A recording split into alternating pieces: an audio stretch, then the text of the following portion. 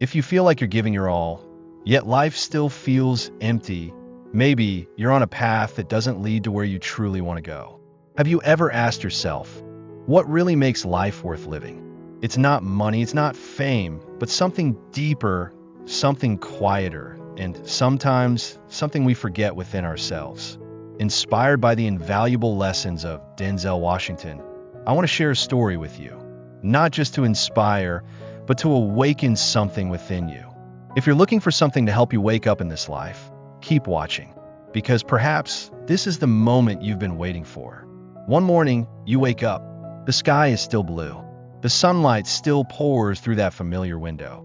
But something in your chest feels heavy, like you've just woken from a long, wistful dream that left behind nothing but a quiet ache.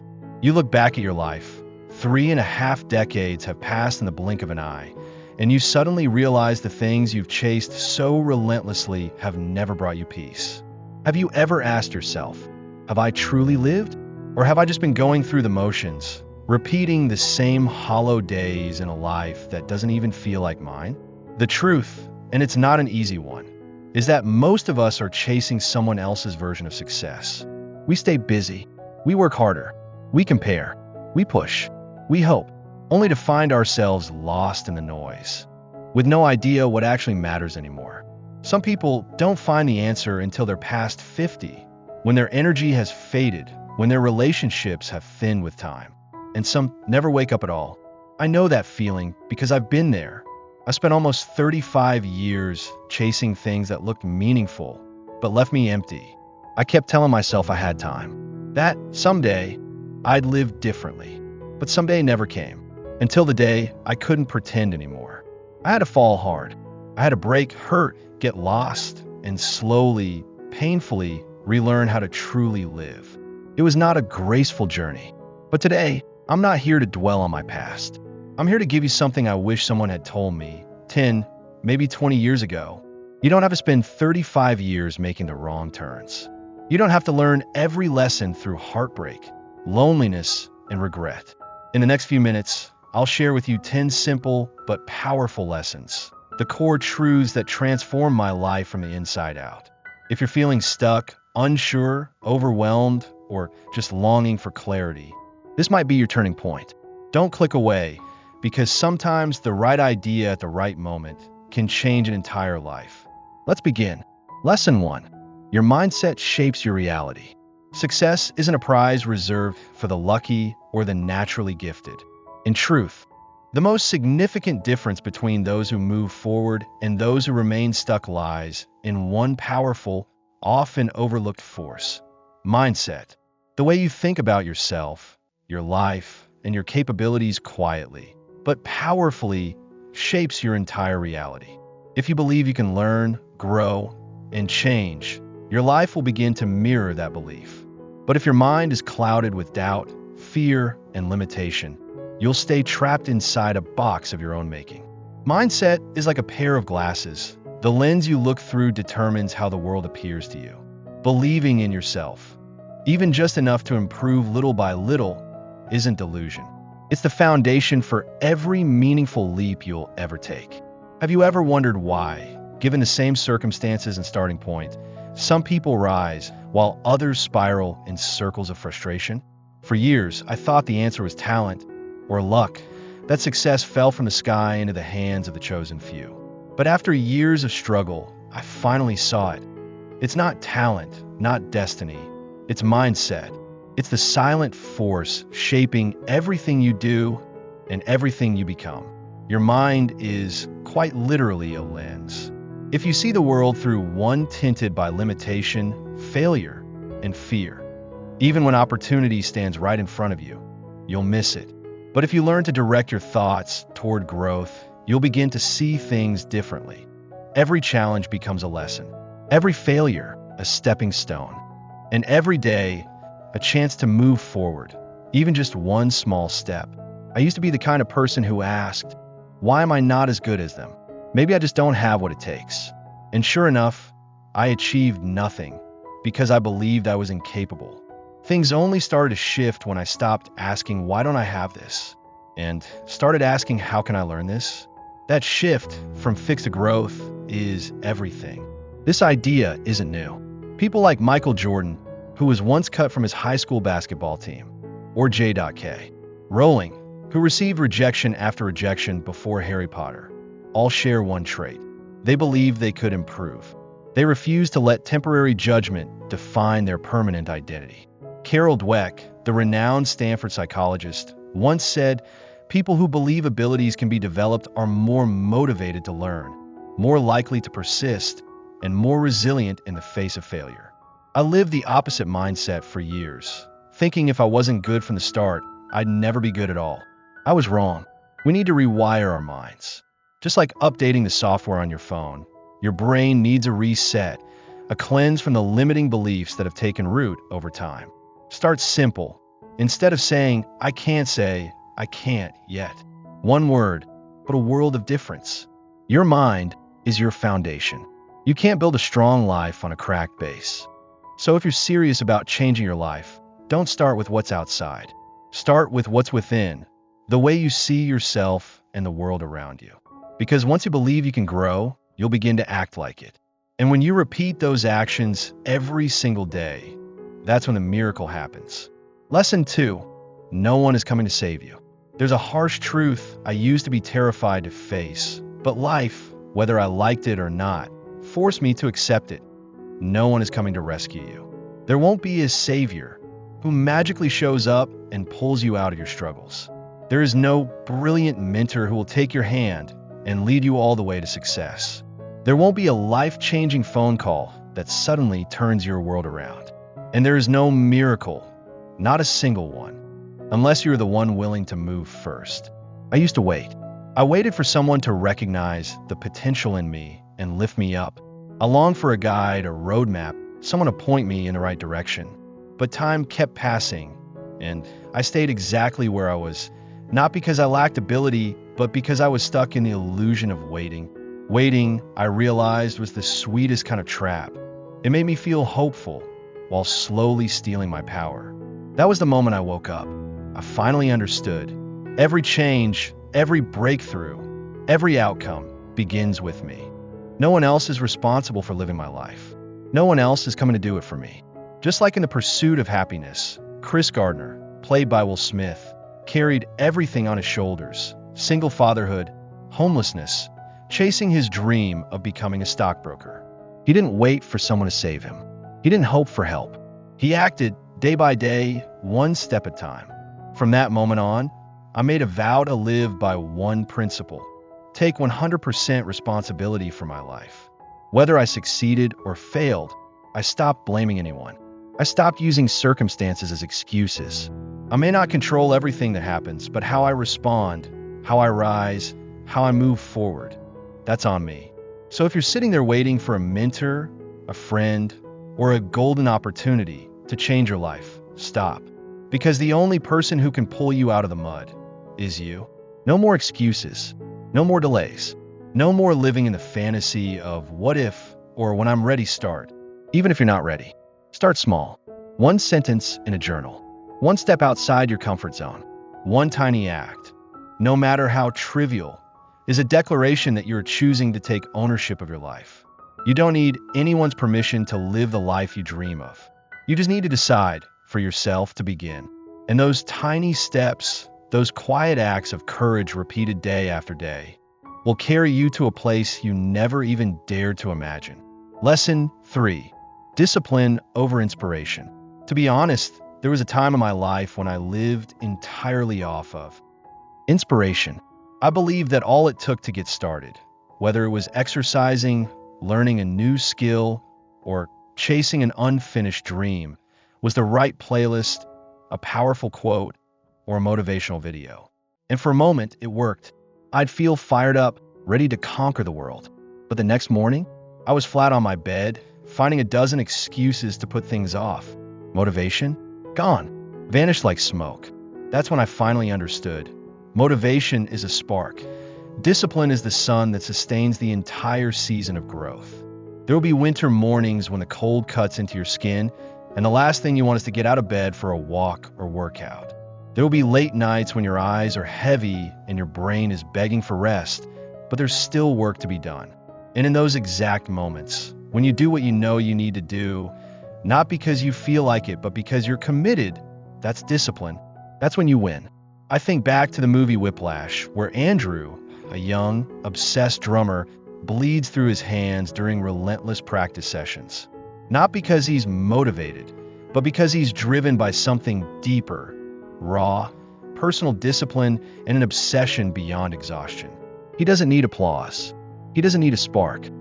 All he needs is the drum, his hands, and an unshakable will.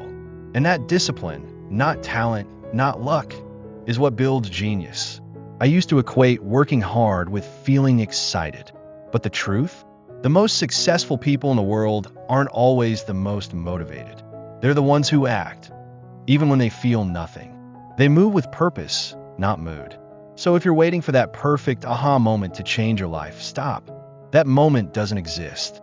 What you need isn't a flash of lightning. You need a clear plan, a promise to yourself, and the kind of grit that gets up and moves, no matter how gray the sky looks. Discipline doesn't arrive overnight. It's built from small, seemingly insignificant decisions. Waking up 10 minutes earlier, writing 1 page a day, showing up for a workout, rain or shine. And the incredible thing is, if you stay disciplined long enough, discipline becomes your motivation. When you realize you did today what you used to delay yesterday, something changes. You begin to trust yourself again. And that trust will carry you further than any fleeting burst of inspiration ever could. Lesson 4. Small daily improvements lead to massive results. I used to be stuck in a mindset that's all too common. That in order to change my life, I had to do something big, a dramatic leap, a bold decision, a headline-worthy action that would make the world stop and notice. But as it turns out, what transformed my life wasn't a grand breakthrough. It was the small, quiet steps I took, consistently, patiently, every single day. Success doesn't come from a dramatic table flip moment. It's built from thousands of tiny, silent choices. The ones you make when no one's watching, when there's no applause, and when it feels like nothing's changing. There's a quote from Atomic Habits by James Clear that I'll never forget. If you get just 1% better every day, by the end of the year, you'll be nearly 38 times better. It sounds almost insignificant, but the power of daily compounding is anything but. My journey started with something as small as waking up 10 minutes earlier, then writing a short paragraph every morning, drinking an extra glass of water, cutting 1 spoon of sugar from my coffee. Each change was so tiny, no one even noticed. But a year later, when I looked back, I could barely recognize the person I used to be. I was stronger. I wrote better. I thought clearer. And most importantly, I trusted myself more than ever before. Here's a simple example we all know: working out. Go to the gym once and you'll see no difference. But go 100 times in a year and everything, your face, your body, your energy will transform. It's not what you do once in a while that shapes you. It's what you do every single day. Even think about Rocky Balboa, the iconic underdog in the Rocky series. He wasn't a genius. He wasn't the strongest. But he was the most relentless, the one who endured every punch, every grueling, repetitive workout, turning the impossible into possible, bit by bit, round after round. So instead of waiting for that one magical day when you suddenly snap into a whole new life, ask yourself, where can I be just a little bit better than yesterday? Can I write 1 more sentence? Learn 1 more word? Drink 1 more glass of water? Each action is like a single brick. And one day, you'll look up and see a castle you built with your own hands, 1 small choice at a time. Never underestimate the power of small steps, because sometimes it's the slow, steady walkers, not the fast sprinters, who actually make it all the way to the end. Lesson 5. Failure is an essential part of success. I used to believe that failure was a stain, something to be ashamed of, something that made people lower their heads in defeat. But the more I grew, the more I realized failure is not the opposite of success. It's a necessary part of the journey toward it. We live in a society that glorifies outcomes. All eyes turn toward the winner, the one standing on the highest podium, basking in the spotlight. But almost no one stops to ask, How many times did they fall before that moment? People see the stage lights, but they don't see the sleepless nights, the tears shed backstage, or the countless moments of doubt when giving up felt easier than pushing on. I remember a quote from Steve Jobs: "You can't connect the dots looking forward. You can only connect them looking backward." Only in hindsight do we realize it was the failures that carve a new path for us, one we never could have seen ahead of time.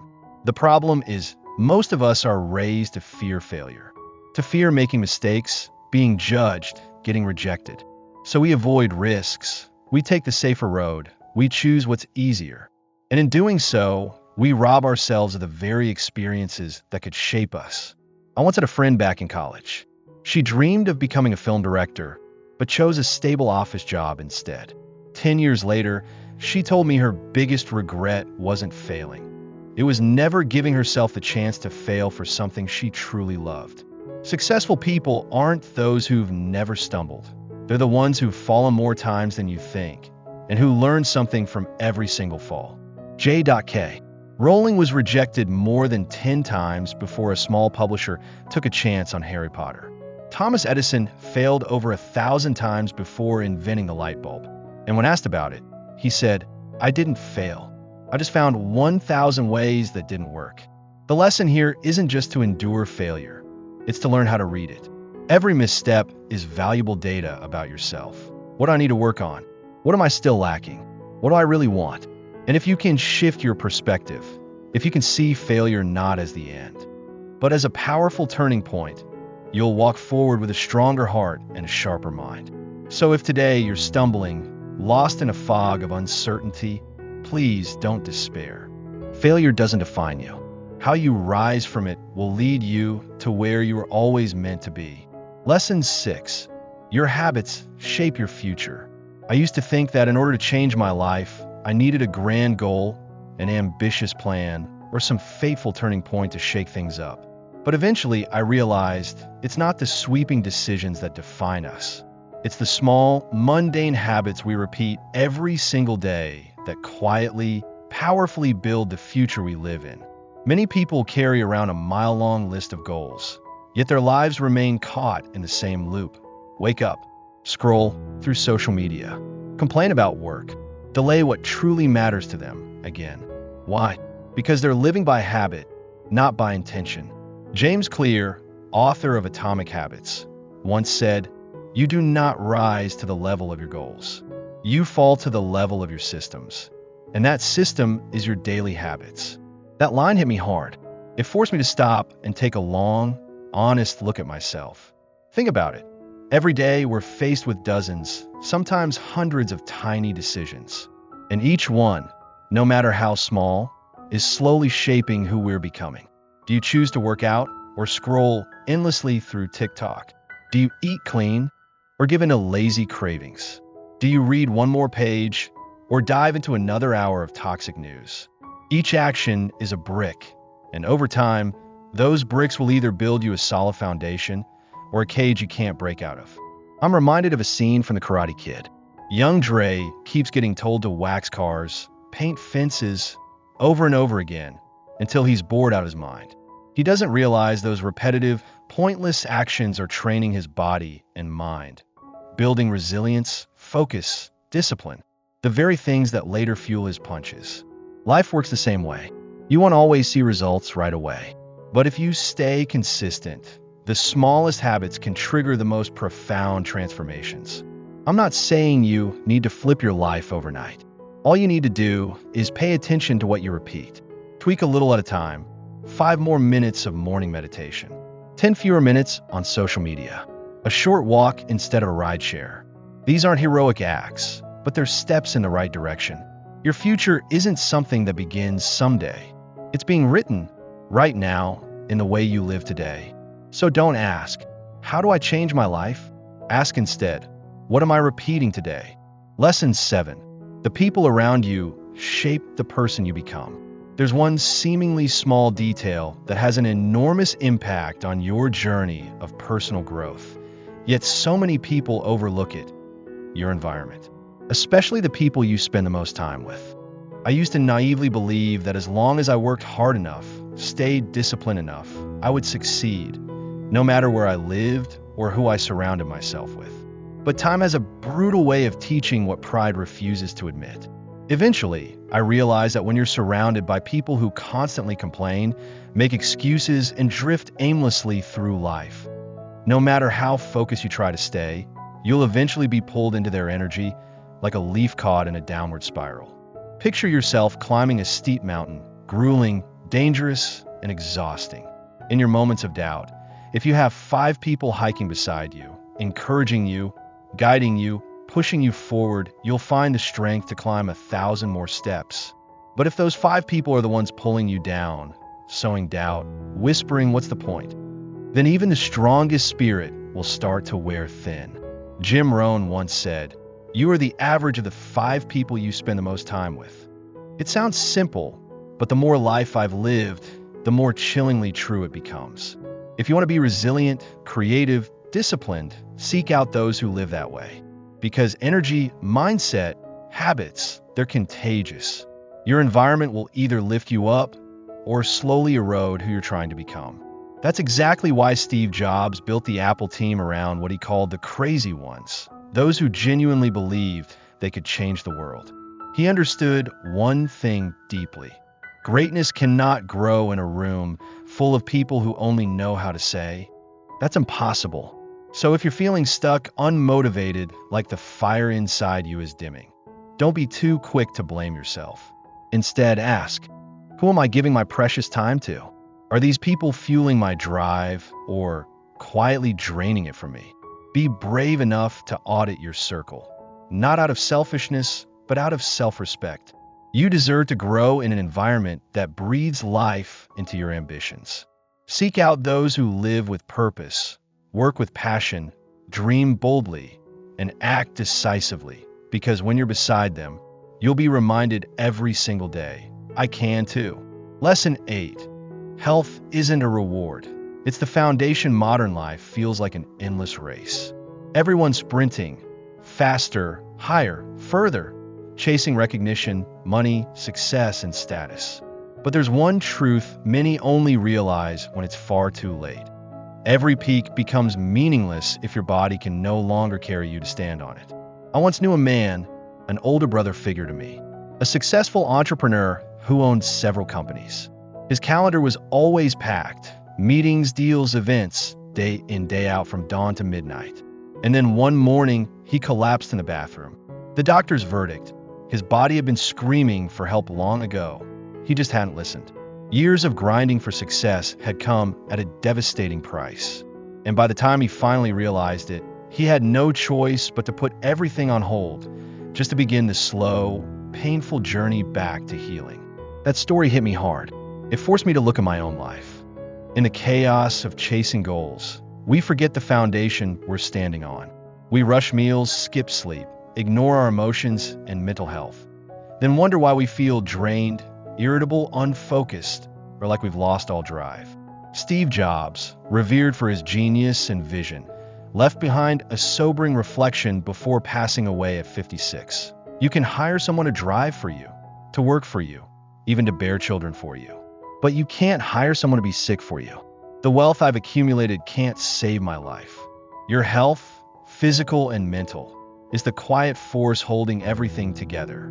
When your body is strong, your mind is clear, and your heart is steady, you do everything better. You learn faster, work deeper, create more, love more honestly. So don't wait until a hospital stay forces you to care about your sleep. Don't wait for high blood pressure, ulcers, or emotional burnout to fix your diet. Start now with the simple things. Eat real, whole food. Sleep a solid 7-8 hours a night. Move your body gently. Spend time with yourself, enough to hear what your body's been trying to tell you. Remember this: health isn't a reward for working hard. It's the condition that allows you to enjoy every other reward life has to offer. Lesson 9. Money is the vehicle, not the destination. After all the effort we put into building a strong body and a steady mind, most of us find ourselves swept into yet another spiral. Money. It's like a silent, rising tide, powerful and relentless, pulling everyone into a race with no finish line. From a young age, I heard the same message over and over again. Study hard so you can get a good job, earn a lot of money. For many people, money quietly became the ultimate goal in life. But in truth, money is just a tool. It's not the meaning of life, nor is it a worthy ideal. If you spend your entire life chasing digits in a bank account, then one day, you'll realize you're like someone lost in a maze, holding the map, but with no idea where the exit is. I once ran into an old friend who was constantly hustling, working multiple jobs, always on the grind, doing everything possible to increase his income. But when I asked him, "What are you planning to do with all that money?" he fell silent. Then he forced a smile, but his eyes were empty. That moment struck me. So many people are obsessed with accumulating wealth, yet have no plan for how to truly live. If used wisely, money can buy something far more precious: freedom. The freedom to say no to what drains you. The freedom to say yes to what lights you up. Just like in The Pursuit of Happiness, Will Smith's character wasn't chasing money. He was chasing a dream. And money came as a reward for his relentless effort and unwavering belief. Money can open doors to experiences no object can replace. A trip with family that becomes a lifelong memory. A personal development course that shifts your mindset. Or something as simple as a quiet afternoon reading in the park, without worrying about next month's bills. But when we treat money as the ultimate goal, no matter how much we have, it will never feel like enough. We'll feel empty, deprived of real joy, true connection, and lasting meaning. It's like forcing yourself to eat a bland meal over and over, thinking that the more you consume, the more satisfied you'll be, only to realize you're full but never fulfilled. So instead of asking, "How can I make more money?" start asking, "How can I make money serve a more meaningful life?" Because when you know what you're living for, money becomes a vehicle, not a chain. Money is the car, not the road. The goal isn't to collect an endless fleet of vehicles.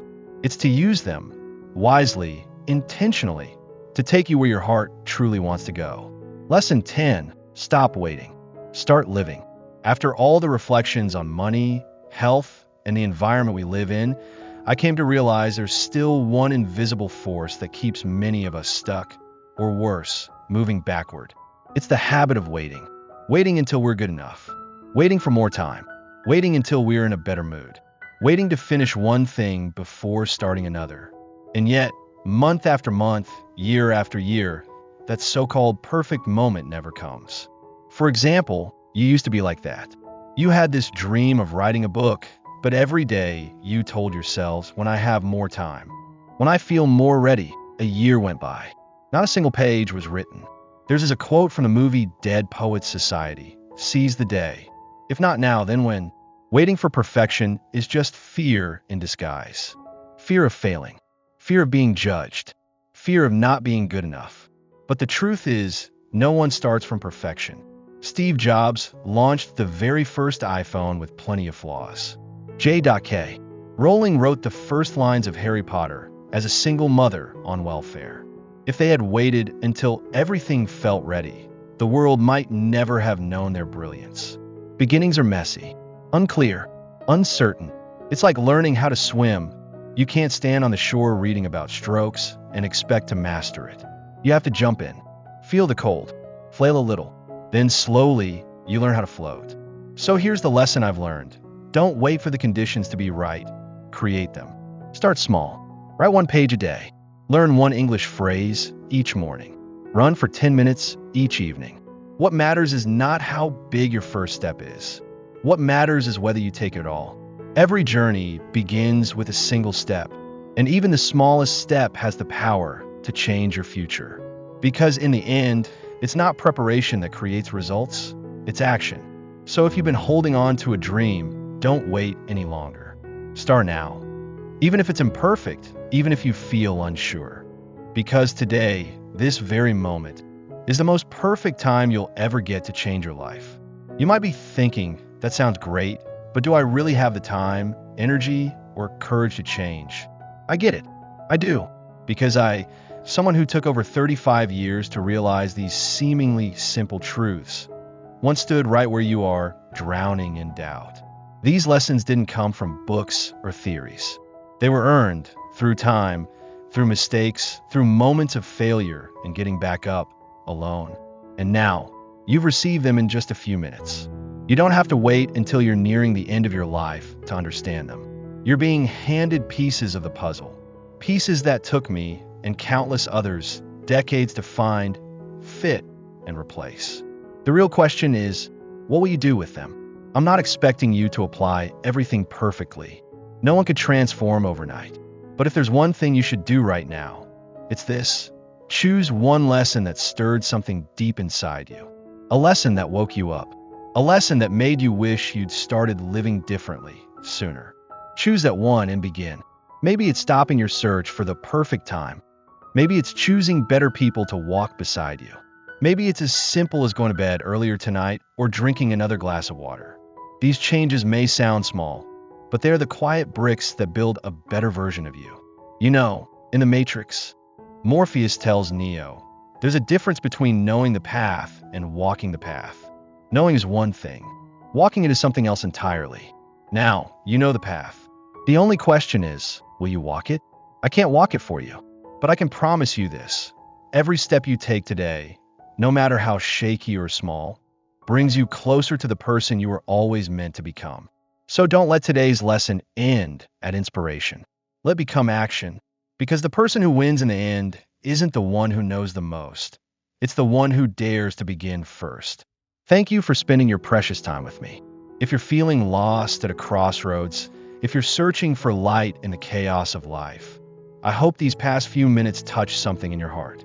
Sometimes, all it takes is one shift in perspective, one sentence at the right moment, and it's enough to change everything. What matters most isn't what you've heard today, it's what you'll do with it. So begin with one small thing, one tiny change, one different choice.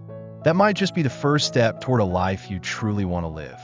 Thank you, not just for watching till the end, but for being open to your transformation.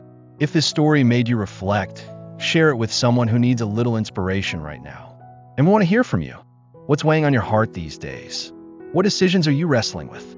Leave a comment below or share your story so we can walk beside you and create future videos just for you. If you found value in this content, don't forget to like, share it with your friends, and subscribe to the channel so you won't miss out on more honest, soulful lessons like this. Life is a long journey, but you don't have to walk it alone. We're here, together, and for each other.